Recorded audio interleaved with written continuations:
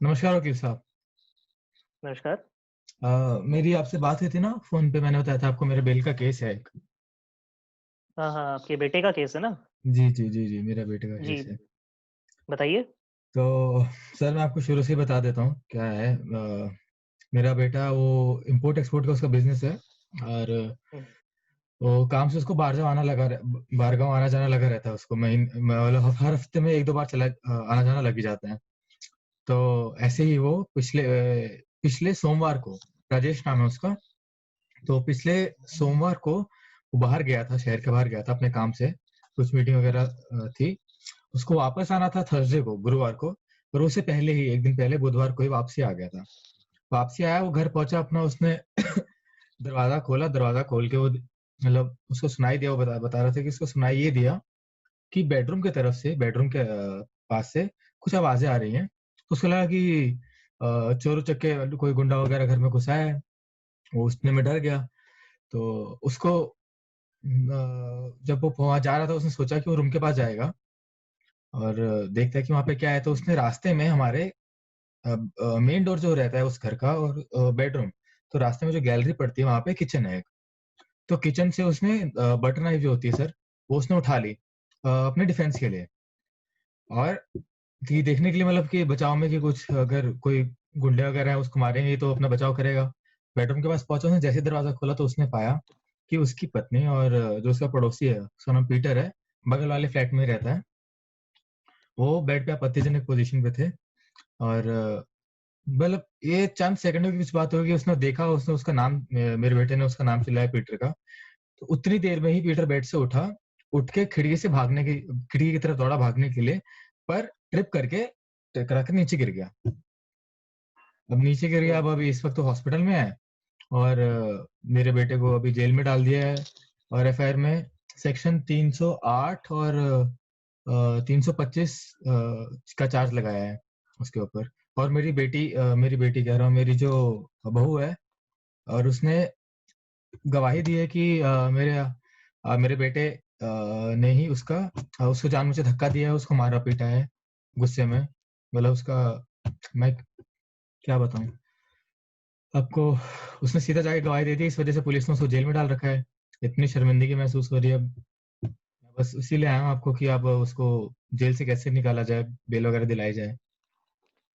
जी, जी, बिल्कुल, बेल के लिए मतलब हम आप करते खुद हैं पर बताओ, ऐसे झूठा इल्ज़ाम सीधा लगा दिया, उसकी पत्नी उसके साथ इतने सालों से रह रही है। ख़ैर अच्छा, कुछ पहले आप मेरे सवालों का जवाब दीजिए, उसके बाद फिर हम आगे इसकी कानूनी बात पे आते हैं। तो सबसे पहले बताइए ये जब आपके बेटे अपने घर में आए, जब वो अपने काम से घर पे आए थे, तो घर में क कौन-कौन रहता है? आप घर में साथ में ही रहते हैं उनके? नहीं, नहीं, नहीं, नहीं, हम थोड़ी दूर पे रहते हैं। मैं अपनी धर्मपत्नी के साथ थोड़ी-सी दूरी पे रहता हूँ, 5-6 किलोमीटर की दूरी पे। हुँ, और मेरा बेटा, बहू साथ में रहते हैं, एक साथ रहते हैं। और काम वाली जो है वो उनके घर पे उसका आना-जाना रहता है दिन में, जो कि सुबह और शाम को। बहू जो है वो भी काम पे रहती है उस समय। इसलिए तो उस दिन भी जब बुधवार के दिन में करीब 2-3 बजे वो आया था, जिस समय मेरी बहू काम पे ही रहती है अपने ऑफ़िस में। वो भी शाम को आती है। अच्छा। हुँ, तो हुँ, इसीलिए उसको यही लगा कि घर पे कोई, क्या कहते हैं, गुंडे वगैरह आ चुके हैं। मतलब उसको पता था कि घर पे इस समय कोई होता नहीं, तो आवाज़ वगैरह क्यों आ रही है। हुँ, यही हुँ, था। हुँ, हुँ, हुँ। जी। अच्छा। और क्या कितने तकरीबन कितना फ़ासला रहा होगा हाइट का, जहाँ से वो गिरा है पीटर नीचे? वो 3rd फ्लोर पे गिरा है अभी। 3rd फ्लोर से टकरा के, मतलब 3rd फ्लोर से नीचे गिरा है। 3rd फ्लोर से गिरा है। तो क्या अभी कंडीशन है पीटर की अभी तो हॉस्पिटल में? वेंटिलेटर पे है सर, हॉस्पिटल में। अभी तो यही सुना था। अच्छा, ठीक है, वेंटिलेटर पे है। तो इनके बीच में कुछ मुठभेड़ वग़ैरह जैसे आप बता रहे हैं, कुछ नहीं हुआ, क्या रहा? सर कुछ नहीं हाथापाई? हुआ है। मेरा बेटा इतना शांत स्वभाव का है, मतलब इतना कंट्रोल में रहता है, इतना गुस्सैल नहीं है वो कि वो जाके किसी से लड़े। मतलब उसने उसकी बॉडी पे, अगर सर आप खुद बताओ, अगर लड़ते तो उसमें कुछ दोनों पे कुछ दिखता ना, पर ऐसा कुछ था ही नहीं। मतलब मेन बात ही क्या है कि जहाँ मेरा बेटा खड़ा था, बेडरूम का जो दरवाज़ा था और जहाँ खिड़की है, ठीक है? वो सर उनके जहाँ पे पीटर था, दूरी ही कम से कम 10 से 12 गज की कुछ इतनी होगी और इतनी दूर रही है, उतनी देर में वो गिरा है। मेरा बेटा आगे भी नहीं बढ़ा है। उम, कुछ लड़ाई झगड़ा तो है नहीं, वो बस उसकी बीवी ने उसको ऐसे-ऐसे पुलिस को गवाही दी है कि उसने उसको पकड़ के मारा है, उसको जानबूझ के धक्का दिया है खिड़की से, चाकू भी उसके हाथ में थी, ऐसे बोल-बोल के। कोई सोसाइटी के आस-पास कुछ सीसीटीवी कैमरा वग़ैरह लगे हुए हैं? घर के बाहर कहीं पे कुछ? सर घर के बाहर वैसे मेन डोर के पास एक लगा हुआ है और नीचे हुँ, जो नॉर्मल जो सोसाइटी एरिया में लगे रहते हैं। अच्छा, सर एक और बात आपको वैसे बता दूं आप जो बहू ने इल्जाम तो लगा दिया खैर, पर आपको ये शायद बात जाननी जरूरी होगी। जैसे ही पीटर नीचे हुँ, गिरा था उतनी देर में मतलब बिना कुछ सोच समझे मेरा बेटा उसके पास ही सबसे पहले भाग के सोसाइटी में से सबसे पहला आदमी था जो कि वहां से नीचे पहुंचा कि क्या हुआ देखने के लिए कि उसको तुरंत हॉस्पिटल वगैरह ले जाए ऐसे करके। अब आप खुद बताओ अगर अच्छा। वो उसको इतना ही था तो ऐसे करता ही क्यों, जैसे जिस हिसाब से उसने गवाही दी उसकी पत्नी ने। चलो ये तो ठीक है, हम बोलेंगे आपकी बेल एप्लीकेशन में सब डालेंगे हम। तो देखिए बेल पे आने से पहले एफआईआर में आपने बताया कि एक लगा है क्या? कौन सा 308 सेक्शन में लगा सर है? 325 चार्ज किए हैं। अच्छा, ठीक है। 308 जो रहता है, आप अटेम्प्ट टू मर्डर समझते होंगे, हत्या करने का प्रयत्न? जी जी। जी, तो कल्पेबल होमिसाइड बेसिकली देखिए मोटा-मोटा ये रहता है कि उससे थोड़ा हल्का सेक्शन है, मर्डर से थोड़ा हल्का है कल्पेबल होमिसाइड। उसकी डिटेल में नहीं जाते अभी। तो अटेम्प्ट टू कल्पेबल होमिसाइड भी मोटा-मोटा वही मान लीजिए आप, कि उसने जान से मारने की कोशिश करी है उसको। तो अटेम्प्ट टू कल्पेबल होमिसाइड तो वो हो गया 308। और 325 का मतलब होता है voluntary causing punishment for voluntary causing grievous hurt. अच्छा, ग्रीवियस हर्ट का मतलब रहता है कि अगर आप किसी को किसी एक आदमी दूसरे आदमी को गंभीर तरह से चोट पहुंचाने की कोशिश करे, या उसके बॉडी पे जो कोई ऐसा अभिन्न अंग है उसके ऊपर चोट पहुंचाए, कोई जानलेवा चोट पहुंचा दे, जैसे हड्डी वड्डी तोड़ दी या फिर डिसलोकेट कर दिया या कुछ ऐसा पार्ट, या आंख चली गई, कान वान से कुछ ऐसा दिक्कत रह जाती है जो उसको जानलेवा हो सकती है। अभी ये जो पीटर है ये वेंटिलेटर पे है, तो ऐसी स्थिति में कि उसको इस हालत में पहुंचा दिया गया है कि उसको इस हालत, ये उसकी कंडीशन है, इस वजह से ये सेक्शन लगाया गया है। और इसमें जो उसके हाथ में चाकू था उससे तो कोई उसका रोल नहीं रहा ना इस नहीं पूरे नहीं सर उसका कुछ भी नहीं है। वाक्यांश में। उसका कुछ भी ठीक नहीं है। है, उसे तो कुछ वार वार किया ही नहीं, वो तो बस पकड़ा हुआ था। हुँ, ठीक है। तो हम क्या करेंगे, इसके अंदर हम बेल एप्लीकेशन के अंदर मैं बता देता हूँ आपको क्या-क्या ग्राउंड्स रहेंगे। हम बेल एप्लीकेशन फाइल करेंगे आपकी, और बेल एप्लीकेशन के अंदर देखिए बेल के लिए मैं आपको सबसे इम्पोर्टेंट पहली चीज़ बता दूँ, बेल जो रहता है, jail is an exception, bail is a rule. पर नॉन बेलेबल ऑफेंस, अच्छा ये भी रहता है, बेलेबल ऑफेंस के अंदर तो बेल आसानी से मिल जाती है। ये जो सेक्शन लगा हुआ है ये नॉन बेलेबल ऑफेंस है। तो मतलब बेल नॉन नहीं मिलेगी। बेलेबल ऑफेंस नहीं, बेल वो कोर्ट का डिस्क्रिशन रहता है कि उसमें बेल मिले कि ना मिले, कोर्ट को कन्विंस करना पड़ेगा हमें कि बेल वो दे, इस बात पे वो हो जाए, मतलब मान जाए इस बात के लिए। जी। ठीक है? तो हम क्या-क्या ग्राउंड्स बोलेंगे बेल देने के लिए? ये आपके बेटे का क्या काम बताया, क्या काम करते हैं? इम्पोर्ट एक्सपोर्ट का उसका बिजनेस है। ऑर्डर वगैरह डिलीवरी से कुछ ऐसे रहता है। हुँ, तो हम सबसे पहले बोलेंगे कि एक मतलब रेप्यूटेबल आदमी है, अच्छा खासा उसका ऑनेस्ट एक सोर्स ऑफ इनकम है, अच्छा काम कर रहा है, और एक मतलब परिवार वाला आदमी है, जिसके ऊपर अपने घर वालों को, आपके अपने माँ-बाप का जो है, जी जी। इसका उनको उनको सपोर्ट करने का उसके ऊपर पूरा ज़िम्मा है। और ऐसे आदमी को अगर आप जेल में रखते हैं, तो उसकी वजह से आपका भी नुकसान होगा, आप लोगों को कैसे वो और सपोर्ट उसका कर मैं पाएगा। बता देता हूँ, उसका भी उसने बताया था मेरे को कि उसके कुछ तकरीबन कुछ 10-12 आइटम है, मतलब डिलीवरी जो कि पेंडिंग है, ऑर्डर और इधर इधर उधर सारा खाली बैठ गया है। और उसके जो हुँ, कस्टमर्स हैं उनका मेरे पास भी फोन आया था कि उनकी बात नहीं हो पा रही है मेरे बेटे से। तो इतना सब सब नुकसान अभी ऑलरेडी तो हो ही चुका है, अभी और आगे हो रहा है बस एक झूठी गवाही के ऊपर। जी। तो सबसे पहला तो हम यही बोलेंगे कि वो आदमी जो है मतलब अच्छा काम कर रहा है, रेप्यूटेबल आदमी है, ऐसा आदमी को जो है जेल में रखने से, अभी जेल में है या इसमें पुलिस कस्टडी में है, जुडिशियल कस्टडी में है? सर अभी थाने में है, पुलिस कस्टडी में है। पुलिस कस्टडी में है। तो ठीक है, एक तो ये हो गया। दूसरा पॉइंट क्या है कि वो कहीं, अच्छा अगर उसको बेल मिल जाती है तो वो फरार नहीं होगा, कहीं भाग के नहीं जाएगा, बेल को वायलेट नहीं करेगा। सबसे इम्पोर्टेंट बात नहीं ये है कि भागेगा तो वो नहीं। भागे ना। हाँ, वो तो नहीं होगा। जब भी कहीं जाना होगा कोर्ट से परमिशन लेके जाएगा। कभी विदेश जाना है, बाहर-गाँव जाना है तो कोर्ट से परमिशन लेनी पड़ेगी उसको। वो तो सर लगा रहता है, इसका मैंने आपको बताया कि हफ्ते में बाहर जाना होता है ये शहर से। कभी महीने में एक बार पहले बाहर विदेश तो की आ भी जाए। ट्रिप लग जाती है। नहीं, नहीं, वो ठीक है, मैं समझ रहा हूँ आपकी बात। सबसे पहला हमारा इस बात पे एम्फेसिस होना चाहिए कि वो बाहर आ जाए, उसके बाद तो वो अपने काम को, कारोबार को सँभालेगा ना। हम्म। कारोबार पहले बाद वही में है, पहले वही पहले कर बाहर रहे आए। हैं सर। बिल्कुल। तो क्या हो गया, पहला मैंने आपको बताया, दूसरा ये हो गया कि वो फरार ना हो। तीसरा क्या हो गया, जब वो बाहर आता है, तो जो भी उसके खिलाफ एविडेंस है, जो भी उसके खिलाफ विटनेसेस हैं, उनको वो छेड़खानी ना करे, उनको धमकाए ना, और टेम्परिंग ना करे उनके साथ। तीसरा क्या हो गया कि वो समाज के लिए खतरा नहीं होना चाहिए। अब जैसे मैंने आपको पहले पॉइंट में बताया था कि एक अच्छा ऑनेस्ट उसका है अपना सोर्स ऑफ इनकम और इतना रेप्यूटेबल उसका है पूरा अपना कारोबार, तो ऐसा आदमी समाज के लिए खतरा कैसे ही हो सकता है। ठीक है, तो ये उसका थोड़ा सा एक गुडविल के लिए एक पॉइंट बन जाता है। फिर क्या पॉइंट बनेगा कि जो ये आपकी बहू की जो स्टेटमेंट है, सिर्फ बहू ही विटनेस है मेरे ख्याल से, जहां तक आपने मुझे हाँ बताया। जी सर, उसी ने बस गवाही दी, उसी ने बोला आके। हाँ, तो बहू की स्टेटमेंट में इनकंसिस्टेंसीज हैं। क्या इनकंसिस्टेंसी है? सबसे बड़ी तो बात यही है कि जैसे आपने मुझे बताया कि उनके बीच में जब कोई हाथापाई हुई ही नहीं है, जब राजेश जो है, राजेश नाम बताया ना आपने बेटे का, तो हाँ, राजेश जो है वो डोर स्टेप पे खड़ा था अपने रूम के, और पीटर जो है वो थोड़ा डिस्टेंस पे दूरी पे था, एक दूरी पे था। दूरी पे था, और उस दूरी से वो नीचे गिरा है, उनके बीच में कुछ फिजिकल कांटेक्ट हुआ ही नहीं है। जी, जब फिजिकल कांटेक्ट हुआ नहीं है, तो जाहिर सी बात है कि ऐसी स्थिति में मुठभेड़ की बात तो ये इनकंसिस्टेंसी एक आ गई। दूसरी बात ये आ गई कि अगर उनके बीच में कुछ मुठभेड़ हुई होती, चाकू था एक आदमी के हाथ में, तो कुछ शरीर पे निशान आने चाहिए थे। पीटर के शरीर पे निशान आते, खुद राजेश के शरीर पे कुछ ना कुछ निशान आते, जी, जबरदस्ती के, जोर जोर के कुछ निशान होते, जो कि जी। मेरे ख्याल नहीं होंगे। ऐसा हम्म, कुछ भी नहीं है सर, राजेश की पूरी हाँ। मतलब साफ ही है सब कुछ। हुँ, तो ये सब भी, ये बातें सबसे इम्पोर्टेंट बात हम ये बताएँगे।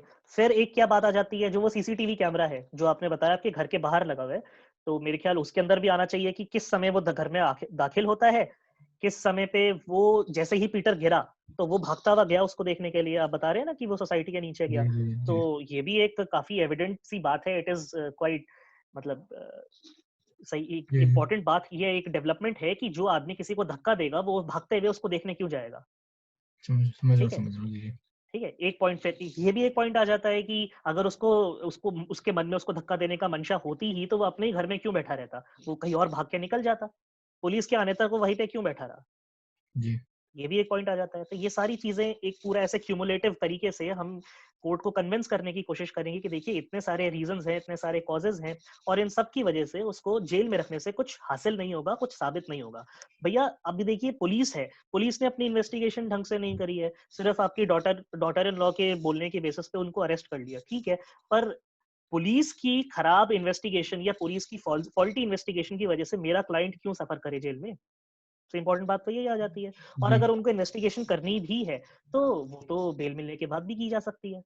बस हमें उसके अंदर क्या इम्पोर्टेंट बातें माइंड में रखनी होंगी कि जब भी आपका बेटा बुलाया जाए पुलिस द्वारा या कोर्ट में अटेंडेंस के लिए, तो हमेशा वो अपनी हाज़िरी लगवाए कोर्ट में और पूरा कोऑपरेट करे पुलिस के इन्वेस्टिगेशन के साथ। ये नहीं बोल सकता कि आज मैं नहीं आऊँगा, आज मैं इधर हूँ, ऐसे नहीं। मैं समझ रहा भई हूँ, समझ रहा हूँ। सीरियस चीज़ है, सीरियस चार्ज लगाए, उसको पूरा जी। कोऑपरेशन तो देना हुँ, पड़ेगा हुँ। अपना। जी। ठीक है? ठीक है, तो कोऑपरेट ये तो वो पॉइंट कर लेंगे अगर आप वेल बेल एप्लीकेशन जो भी होगा, जैसी बेल आप दिलाते हैं उसके बाद तो कोऑपरेशन तो पक्का ही करेंगे। हुँ, ये इम्पोर्टेंट है। इसके लास्ट में फिर 2 चीज़ें आ जाती हैं, एक श्योरिटी होगा, एक बेल अमाउंट रहता है। श्योरिटी का मतलब क्या रहता है? एक ज़मानती लगाना होता है, जो उसके बिहाफ़ पे ये बोले कि अगर ये आदमी भाग जाता है, मतलब मैं इस बात की गारंटी दे रहा हूँ कि ये आदमी भागेगा नहीं, बेल की कंडीशन को वायलेट नहीं करेगा। वो तो सर आप भी हो सकते हैं। मैं ही दे दूँगा वो तो फिर। बिल्कुल, बिल्कुल, आप भी हो सकते हैं, कोई दोस्त भी हो सकता है, परिवार जी, का कोई भी हो जी, सकता है जी। सदस्य। आप उसके लिए ऐसा ये कर दें।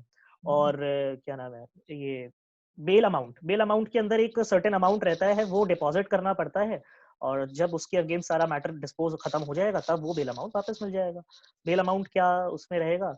प्रॉपर्टी के कागज़ हो सकते हैं, कोई व्हीकल के कागज़ आरसी वगैरह हो सकते हैं, कोई एफडी हो सकता है। ये सब उसके अंदर बेल अमाउंट में एज़ अ डिपॉज़िट किया जाएगा। जी। ठीक है? और फिर एक बेल बॉन्ड भरा जाएगा। तो ये सब हम कर लेंगे, तो फिर उसको, मतलब हम कन्विंस अपनी तरफ से कन्विंस कर सकते हैं कोर्ट को। कन्विंस हो जाती है तो वेल एंड गुड। तो हम अपनी तरफ से कोशिश करेंगे पूरी, बेल मिल जाए। मतलब सर बेल मिलने का भी चांस ऐसा क्या है कि पूरा मिल जाए, जेल से बाहर आ जाए? जो पॉइंट्स आपने मुझे बताए, उसके हिसाब से देखिए क्या एक चीज़ रहती है ना, प्राइमा फेसाई। प्राइमा फेसाई का मतलब क्या होता है? प्रत्यक्ष रूप से हम क्या देख रहे हैं? स्टेट जब भी कोई ऐसा केस जो भी स्टेट के खिलाफ होता है, पुलिस प्रोसिक्यूशन की साइड जो होती है, दूसरी साइड, वो उसका एक इस बात पे एम्फेसिस रहता है कि प्राइमा फेसाई ये चीज़ एस्टेब्लिश्ड रहे कि क्राइम हुआ है और ये चीज़ ऐसे ही है। और डिफेंस का हमारी तरफ से हमें क्या कोशिश करनी होगी कि ये चीज़ प्राइमा फेसाई ऐसी नहीं है जैसी दिख रही है। इसके अंदर कुछ दिक्कतें हैं, कुछ इनकंसिस्टेंसीज हैं, कुछ डाउट्स हैं। जब हम वो साबित कर देते हैं, तो फिर बेल मिलने के ज़्यादा चांसेस बढ़ने लग जाते हैं। जो जिस हिसाब से आपने मेरे को पूरी स्टोरी बताई है, उस हिसाब से मेरी मेरी डिस्क्रिशन और मेरा जो पूरा एक सेंस ऑफ जजमेंट है, उसके हिसाब से मैंने ये सब पॉइंट्स बनाए हैं। ये पॉइंट सुन के कोर्ट को कन्विंस हो जाना चाहिए कि हाँ भैया, it's not prima facie visible and hence the accused is entitled to a bell.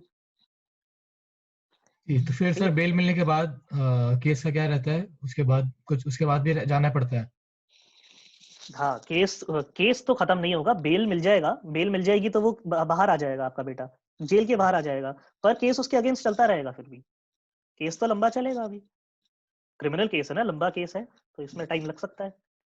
और एक चीज मैं आपको थोड़ी सी और बता दूं, अभी आपने कहा क्रिटिकल कंडीशन में है पीटर, वेंटिलेटर पे है ना। जी, वेंटिलेटर पे आखिर में तो ये सुना है। हम्म। तो वेंटिलेटर में जहां तक मेरे को पता है, ऐसा भी चांस रहता है कि वो उसकी मौत भी हो सकती है। ऐसा है, डॉक्टर्स ने कुछ ऐसा बताया है? बताया तो है, नाजुक है, तीसरे फ्लोर से गिरा है, कांच वाच उसके चुभे थे, गर्दन वगैरह टूटे काफी।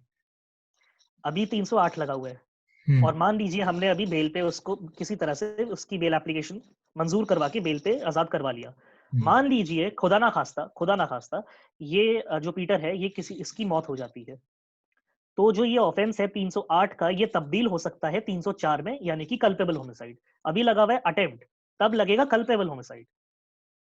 तो फिर वापस से उसको अरेस्ट किया जा सकता है, और हमें दोबारा से बेल लेनी पड़ेगी उस केस में। पर तब भी मतलब ऐसे ही पूरा फिर से रिपीट करना पड़ेगा, हाँ, जो भी तब अभी दोबारा करना पड़ेगा। फिर से बेल एप्लीकेशन फाइल लगा। हाँ, तो बस यही दुआ कीजिए कि वो बेल तो थोड़ा फिर सही तब भी सलामत मिल ही रहे। जाएगी, अगर ऐसा होता ही है, अगर वो मर जाता है अगर लेके चले तो। फिर मैं वही कहूंगा आपको कि कोर्ट का डिस्क्रिशन है उस केस के अंदर भी। हम अपनी तरफ से, मैं अपनी तरफ से पर्सनली पूरी कोशिश करूंगा कि आपके बेटे को बेल मिले, और मैं हम्म। अपनी तरफ से अपनी to the best of my abilities में कोशिश करूं। और इस चीज का मैं आपको आश्वासन दे सकता हूँ कि मैं अपनी तरफ से कोई कमी नहीं छोड़ूंगा। ठीक है सर, ठीक है? फिर आप बेल हाँ, एप्लीकेशन फाइल कर दीजिए, आप बता दीजिएगा। हाँ, वो फाइल करने से पहले एक बार, आप भी तो, मैंने आपसे पूरा सुन ली पूरी स्टोरी, एक बार जी। मेरा जरूरी है कि आपके बेटे से भी मिल लूं। जी, तो ठीक है जैसे सर, आपने आप मिल बताया वो लीजिए, अभी मैं पुलिस आपको कस्टडी में डिटेल से कर देता है, हूँ। हाँ जी, हाँ जी। क्योंकि उन्होंने ही पूरा विटनेस किया है ना सारा जी, सिनेरियो जो भी है, तो उनके मुंह समझ से रहा भी हूँ, जानना समझ जरूरी है, कुछ पॉइंट मिस ना हो जाए, क्या है क्या नहीं है। समझ रहा हूँ। ठीक है? और सर तो आपकी एक बार फीस का उनसे, क्या रहेगा? फीस जैसे हमने फोन पे बात करी थी उसके अकॉर्डिंग जी, ही रहेगा। और बाकी बेल के अलावा जो आगे केस चलता है, फिर उस हिसाब से देखेंगे क्या बनता है, क्या जी, बैठता है सीन। ठीक ठीक है, ठीक ओके। है? Thank you so much sir. मैं समझ गया, आपने थैंक यू। मेरे को बताया, मैं आपको बेटे से मिल लेते हैं जाके, जी। और फिर आगे का आप बता दीजिएगा जैसे जैसे आगे बढ़ना है। जी। जी। जी, चलिए, ठीक है। धन्यवाद सर। Thank you. धन्यवाद।